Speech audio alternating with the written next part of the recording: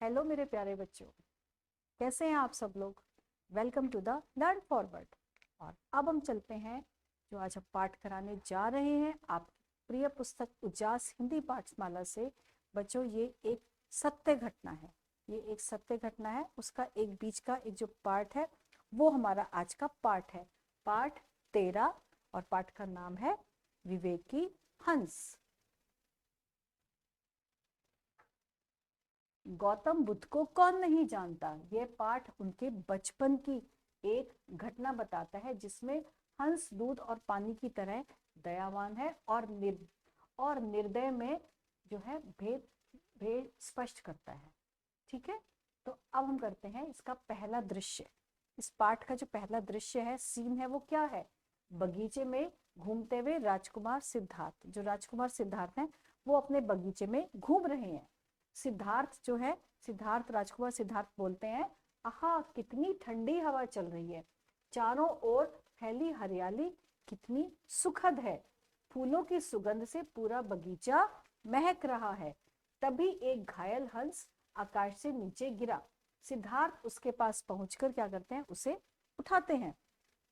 अरे यह क्या, इसका शरीर तो बाण से बिंधा हुआ है, मतलब उसको बाण लग गया। जो तीर कमान का बाण होता है ना, तीर, उसको बाण बोलते हैं। कितना लहू बह रहा है, लहू मतलब इसका कितना ज्यादा खून निकल आया है। पहले मैं इसका घाव साफ करता हूँ। मैं बाण को निकालकर घाव साफ करता है। इस हंस को किसने मारा। पीछे से आवाज आती है, कहाँ गया मेरा हंस। देवदत्त आता है, उसके हाथ में धनुष है। देवदत्त कहता है, सिद्धार्थ यह मेरा हंस है, इसे मुझे दे दो। सिद्धार्थ कहता है, यह तुम्हारा कैसे हो सकता है, इसे मैंने बचाया है। देवदत्त कहता है, लेकिन इसे मैंने मारा है, इसलिए यह हंस मेरा है, मुझे दे दो। सिद्धार्थ कहता है, नहीं नहीं, मारने वाले से बचाने वाला का अधिकार ज्यादा अधिक होता है। देवदत्त कहते हैं, अधिकार मैं नहीं जानता, मुझे मेरा हंस दे दो। सिद्धार्थ कहता है, नहीं, मैं हंस नहीं दूंगा। देवदत्त, क्या कहा, नहीं दोगे तो फिर आ जाओ मैदान में, मेरा सामना करो। देवदत्त जो थे, राजकुमार देवदत्त, वो फिर उनसे कह लगे, नहीं देते हो तो ठीक है, तो मेरा सामना करो और हम दोनों पहले जो है लड़ा वो करेंगे, एक दूसरे से देखेंगे कौन किसको मिलता है हंस। तो तभी मंत्री आकर उन्हें रोकते हैं। सिद्धार्थ सारी बात समझाकर, आप ही बताइए मंत्री जी, ये हंस किसका है। तो मंत्री बोलते हैं, इसका निर्णय तो राज दरबार में ही किया जाएगा। मंत्री दोनों को राजा के दरबार में ले जाते हैं। फिर अब दूसरा सीन, दूसरा दृश्य, राजा शुद्धोधन का दरबार।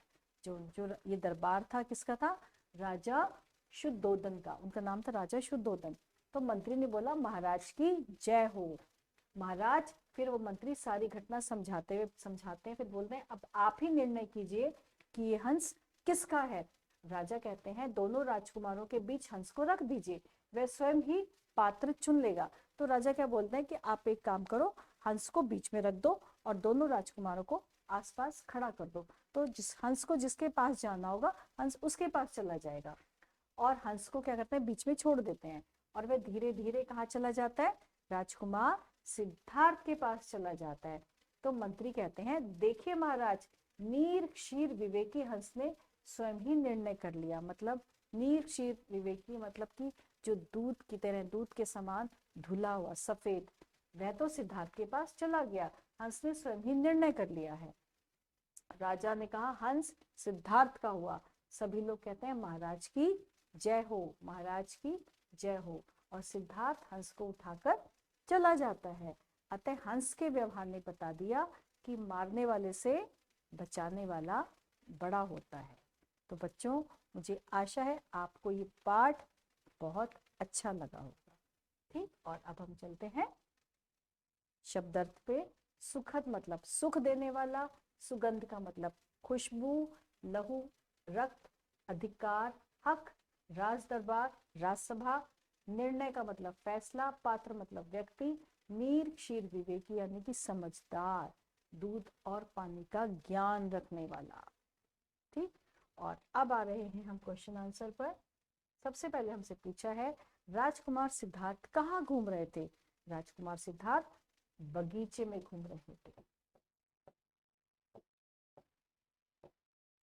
घायल हंस को देखकर सिद्धार्थ ने क्या किया? घायल हंस को देखकर सिद्धार्थ ने उस हंस के शरीर से बाण निकाला, उसके घाव को साफ किया, जो रक्त बह रहा था उसको साफ करा और उस पर मरहम पट्टी करी। ठीक। सिद्धार्थ और देवदत्त का झगड़ा कैसे सुलझा? सिद्धार्थ और देवदत्त का झगड़ा जो था, मंत्री ने बोला कि इनको जो है आप दोनों राज दरबार में चलिए और हंस को हम बीच में कर देंगे, और हंस जो है अपने आप उसी पात्र के पास चला जाएगा, वो जिसके पास जाना चाहता है। तो ऐसा ही किया गया, वो उनको राज दरबार में ले गए दोनों राजकुमार जो थे, राजकुमार राज दरबार में गए और हंस को बीच में रखा, और हंस अपने आप राजकुमार सिद्धार्थ के पास चला गया। दोनों राजकुमारों में से हंस सिद्धार्थ के पास ही क्यों गया? दोनों राजकुमारों में से हंस सिद्धार्थ के पास इसलिए गया क्योंकि सिद्धार्थ ने ही उसको बचाया था। और अब हम चलते हैं आगे। यह हंस, यह मेरा हंस है, इसे मुझे दे दो। ये किसने कहा था और किससे कहा था? ये देवदत्त ने किससे कहा था? सिद्धार्थ से कहा, क्योंकि देवदत्त ने क्या किया था? हंस को मार के गिराया था। देवदत्त फटाफट उनके पास आ गए थे और सिद्धार्थ से झगड़ा करके बोले थे ये मेरा हंस है, ये मुझे ही दीजिए। आप ही बताइए ये हंस किसका है? ये किसने कहा था? ये कहा था दोनों राजकुमारों ने मंत्री से।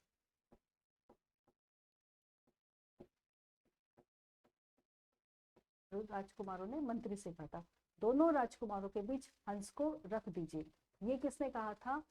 ये राजा ने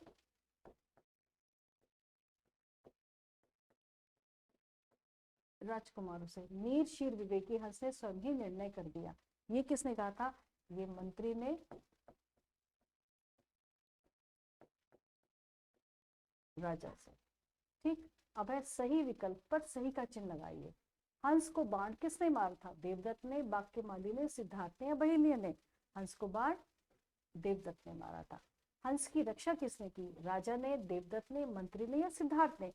हंस की रक्षा किसने की थी? सिद्धार्थ ने, राजकुमार सिद्धार्थ ने। कैसे की थी? जब उसको बाण लग गया था तो उन्होंने उसके घाव पे साफ किया था, मरहम पट्टी करी थी, इस तरह से उन्होंने उसकी रक्षा करी थी।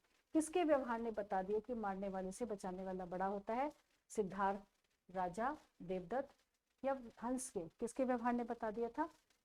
किसके व्यवहार ने बता दिया कि मारने वाले से बचाने वाला बड़ा होता है?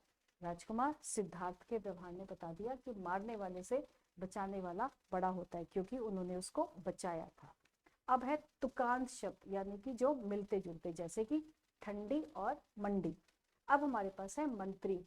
मंत्री को मिलाएंगे किरदार से, जी नहीं, कंस से, जी नहीं, संतरी, यानी कि मंत्री और संतरी मिलते जुलते शब्द है ना।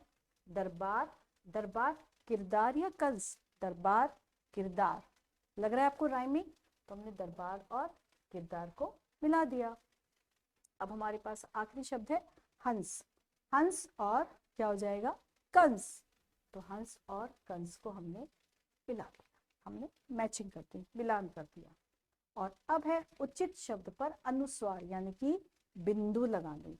बिंदु का प्रयोग कीजिए और दोबारा लिखिए। जैसे ये लिखा है पंजाबी, यहाँ पे ये लिखा है पंजाबी, तो पंजाबी में क्या आएगा? पन, यानी तो किसके ऊपर हमारा बिंदु आएगा?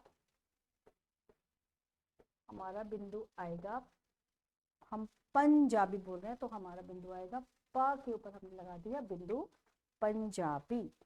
पखा, पखा में हम क्या बोलेंगे? क्या बोलते हैं? पंखा। पंखा के ऊपर हम खा तो नहीं बोलते ना, पंग, यानी कि हमने फिर इसके ऊपर हमने बिंदु लगा दिया, पंखा। दूसरा है कघा, हम कैसे बोलते हैं? कंघा। तो हमने किसके ऊपर बिंदु लगाया? का के ऊपर, कंघा। अगला है कंस। कंस में कस, कस को हमने अगर कंस लिखना है, कस को अगर हमने कंस लिखना है तो किसके ऊपर बिंदु आएगा? बिंदु आएगा क के ऊपर, यानी कि जैसे क के ऊपर बिंदु आएगा तो क्या बन जाएगा? कंस। ऐसे ही ये है हस, दिख रहा है आप लोगों को? हस, हस। और अगर हमने लिखना है हंस, हाँ हाँ, तो इसके ऊपर आ जाएगा बिंदु और बन जाएगा ये हंस। तो बच्चों ये थे हमारा क्वेश्चन नंबर 5, उच्च स्थान पर अनुस्वार का प्रयोग कीजिए। ठीक,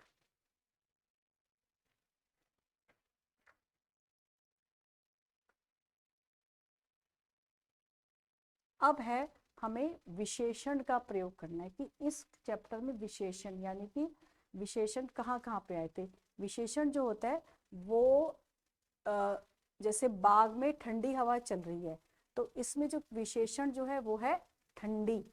तो ऐसे ही हमने इसमें जो कौन कौन से शब्द थे, जैसे जब राजकुमार सिद्धार्थ घूम रहे थे तो कह रहे थे कितना सुखद लग रहा है, तो हमारा एक शब्द था सुखद। दूसरा था नीर शीर विवेकी। ये किसके लिए यूज किया गया था, किसके लिए ये किया गया था, हंस के लिए। हंस की स्पेशलिटी बताई थी कि हंस जो था उसकी एक खासियत बताई थी, नीर क्षीर विवेकी, यानी कि कितना समझदार या दूध के समान उजला लेकिन कितना समझदार।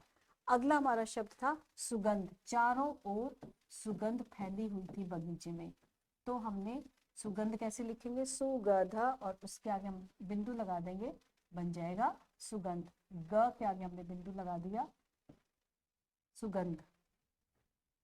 और उसके एक हमारा शब्द था, हमारा जो आ रहा था उसमें महक, तो ये मैंने कौन से शब्द लिखे हैं बच्चों, मैंने ये लिखे हैं विशेषण जो आपके इस पाठ में थे। और अब आपको क्या करना है, एक बहुत अच्छा जो आपका फेवरेट बर्ड, जो आपकी प्रिय पक्षी होगा, उसकी आप चित्र बनाएंगे और क्या करेंगे, उसमें रंग भरेंगे। ठीक, इसके साथ हमारा ये वाला चैप्टर, हमारा पाठ यही खत्म हुआ। मुझे आशा है आपको पाठ बहुत अच्छा लगा होगा, आपका बहुत मनोरंजन भी हुआ होगा और आपने कुछ सीखा भी होगा। ठीक, तो नए पाठ के साथ बहुत जल्दी आते हैं, तब तक के लिए हैप्पी लर्निंग।